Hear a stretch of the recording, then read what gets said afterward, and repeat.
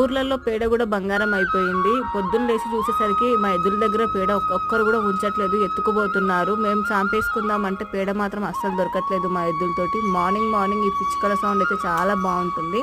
అక్క ఒక 3 days అయితే వస్తుందనగా బాపు చూడండి ఎన్ని మామిడికాయలు తెచ్చాడో. మా అక్క వస్తుందంటే చాలు ఆ సీజన్కి తగ్గట్టు ఎన్ని ఫ్రూట్స్ ఉన్నా సరే మా బాపు ఫుల్గా తెచ్చేస్తాడు. మా అక్క మాత్రం ఫుల్గా తినేస్తుంది. మా ఇంట్లో మ్యాంగోస్ తినాలంటే మా అక్క తర్వాత ఇంకెవరైనా. మార్నింగ్ నుంచి వర్షం పడేలా ఫుల్గా మబ్బులు పట్టేసింది, కానీ ఒక్క వర్షం కూడా పడలేదు. ఇప్పటి వరకు ఎన్ని చోట్ల ఎన్ని వర్షాలు పడ్డాయో, కానీ మా ఊర్లో మాత్రం ఒక పెద్ద వర్షం కూడా పడలేదు ఇప్పటి వరకు.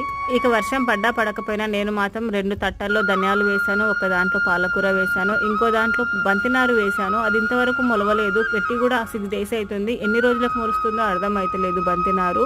చూడండి ఎంత మబ్బులు పట్టేలాగా ఉంది, వర్షం వచ్చేలాగా. అస్సలు వర్షం పడట్లేదు. ఇక్కడ కనిపిస్తున్న కాలీఫ్లవర్ చెట్లు కూడా పీకిద్దాం అనుకుంటున్నాను. ఇవి ఎన్ని డేస్ పడతాయో తెలియట్లేదు, అస్సలు కాయ కూడా కాయట్లేదు.